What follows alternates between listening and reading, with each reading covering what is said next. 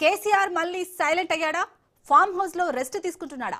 తెలంగాణ భవన్ కు వచ్చినప్పుడు full active mode లో ఉన్న కేసీఆర్ నాటి ఉద్యమ సమయంలో జూలు విదిల్చినట్లు కాంగ్రెస్ బీజేపీలపై నిప్పులు చెరిగినట్లు విశ్లేషకులు అనాలిసిస్ చేశారు.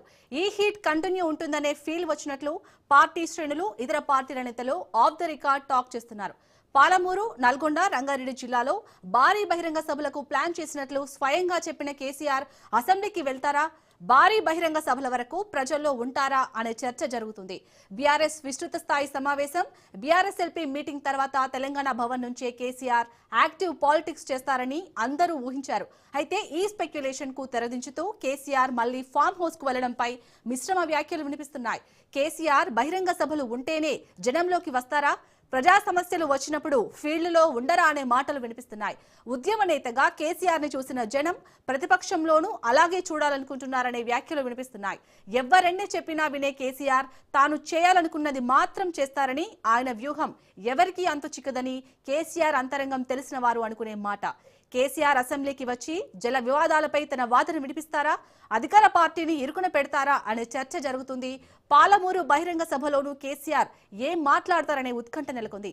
అయితే సభలు సమావేశాలకు కాకుండా జనంలో ఉండే విధంగా కేసీఆర్ కార్యాచరణ ఎప్పుడు ఉంటుందనే చర్చ జోరుగా సాగుతుంది.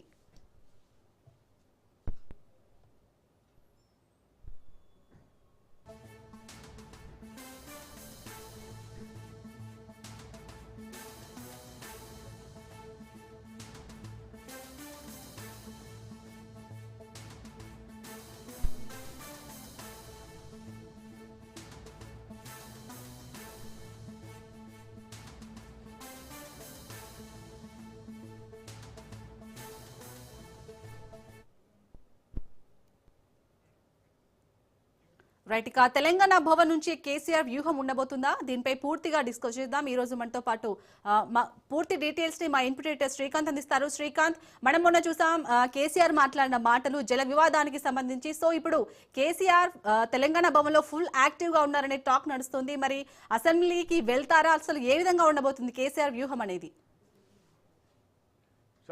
Good afternoon. Good afternoon. KCR next అడుగు ఏమిటి అన్నది ప్రస్తుతానికైతే కొంత సస్పెన్స్ కనిపిస్తోంది.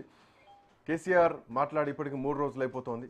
ఆదివారం నాడు కేసీఆర్ ఒక అసమానమైనటువంటి శైలిలో, అంటే గత ఉద్యమ కాలంలో ఉండేటువంటి కేసీఆర్ ఎట్లా ఉంటాడో అట్లాంటి రీతిలో, అట్లాంటి గాత్రంతో కేసీఆర్ చేసినటువంటి ప్రసంగం మాత్రం చాలా ఒక ఉద్రిక్తంగా, అంటే ఉద్రేకంగానే కనిపించిందని చెప్పాలి. చాలా ఉద్యమ రూపంలో కేసీఆర్ మాటలు ఎట్లా ఉండేదో, తెలంగాణను ఓన్ చేసుకొని మాట్లాడుతూ ప్రభుత్వం తీసుకొచ్చినటువంటి 6 గ్యారెంటీలు కానీ, వాళ్ళు ఇచ్చినటువంటి సంక్షేమ పథకాల విషయమే కానీ, అన్ని విషయాల గురించి మాట్లాడుతూ ప్రధానంగా తెలంగాణకు రావాల్సినటువంటి నీటి వాటాల విషయంలో కాంగ్రెస్ పార్టీ ప్రభుత్వం ఎక్కడ రేవంత్ రెడ్డి పేరు తీయకుండానే, అంటే ఆ స్థాయి కాదు, ఆయన స్థాయి కాదు అన్నది ఆయన భావిస్తూ కాంగ్రెస్ పార్టీని ఎండగడుతూ, ప్రభుత్వ తీరుని ఎండగడుతూ ఆయన పూర్తి ప్రసంగం సాగింది. దీంట్లో చంద్రబాబు నాయుడిని టార్గెట్ చేశారు, దీంట్లో ఎంఓఏలకు సంబంధించినటువంటి విషయాల గురించి టార్గెట్ చేశారు, దీంట్లో తెలంగాణ నీళ్ల గురించి టార్గెట్ చేశారు, రియల్ ఎస్టేట్ని టార్గెట్ చేస్తూ మాట్లాడారు. సో ఇట్లా అన్ని అంశాల గురించి ప్రస్తావిస్తూ మాట్లాడుతూ ప్రభుత్వాన్ని ఇరుకున పెట్టేటువంటి ప్రయత్నం చేశారు. అయితే ప్రభుత్వం నుంచి అటు ముఖ్యమంత్రి రేవంత్ రెడ్డి కూడా నిన్న మాట్లాడినటువంటి విధానంలో, అంటే తోలు తీస్తా అని చేసినటువంటి కామెంట్ పైనే ముఖ్యమంత్రి రెస్పాండ్ అయ్యారు తప్ప, నీళ్ల విషయంలో తెలంగాణకు అన్యాయం జరుగుతోంది, ఎంఓయూలు వాపసు వచ్చినా కానీ వాటి విషయంలో ఆకాశాన్ని భూమిని ఏకం చేయాలి, ఎందుకు ప్రభుత్వం అట్లా చేస్తలేదు, చంద్రబాబు నాయుడికి నీళ్ళనిచ్చేటువంటి కుట్ర చేస్తున్నారంటూ మాట్లాడినటువంటి మాటలకు రేవంత్ రెడ్డి దగ్గర నుంచి రియాక్షన్ మాత్రం, అంటే ఫామ్ హౌస్లో బందీఖాన్ అయ్యాడు, ఫామ్ హౌస్లోనే బందీ చేసుకున్నాడు అన్న తీరుగా ఆయన కామెంట్స్, ఆయన స్పీచ్ రావడం జరిగింది. కేటీఆర్ను కూడా తిడుతూ, అమెరికాలో నువ్వు ప్లేట్లు గడిగినావు, అవి గడిగినావు, ఇవి గడిగినావు అని చెప్తూ సో తక్కువ చేస్తూ మాట్లాడారు తప్ప సబ్జెక్టు మీద ఒక క్లారిటీ రాలేదా, సబ్జెక్ట్ అసలు ప్రజలకు చెప్పాల్సినటువంటి అంశాలు ఏమిటి, ప్రధాన ప్రతిపక్ష నాయకులు లేవనెత్తినటువంటి అంశాలపైన ప్రభుత్వం నుంచి ముఖ్యమంత్రి మాటలు ఎట్లా చూడాలి అన్నటువంటి ప్రశ్నలు కనిపిస్తుంటే, ఇక మాజీ ముఖ్యమంత్రి కేసీఆర్ ఫామ్ హౌస్కి వెళ్ళిపోయారు. గతంలో కూడా ఇట్లాంటి సభల్లో మాట్లాడి నల్లగొండలో కానీ, అంతే కరీంనగర్లో కానీ గతంలో భారీగా మాట్లాడినటువంటి కేసీఆర్ ఆ తర్వాత ఫామ్ హౌస్కి వెళ్ళిపోయారు. క్రియాశీలక రాజకీయాల్లో ఉంటారనుకున్నారు, బట్ లేరు. బట్ ఈసారి మాత్రం కొంచెం భిన్నంగా కనిపించినా కానీ ఇప్పటికీ 3 రోజులు అయిపోయింది. బట్ కేసీఆర్ నుంచి ఫామ్ హౌస్ నుంచి కేసీఆర్ మళ్ళీ ఫామ్ హౌస్కి వెళ్ళిపోయారు. ఇట్లాంటి రియాక్షన్ లేదు. అయితే ఈ మౌనం వెనకాల ఒక భారీ ఉపద్రవం ఉండబోతోందా అన్నదే ప్రధానమైనటువంటి ప్రశ్న ఇప్పుడు కనిపిస్తోంది. మాట్లాడదాం. కాంగ్రెస్ పార్టీ నుంచి వెంకటనాయక్ గారు, బీఆర్ఎస్ పార్టీ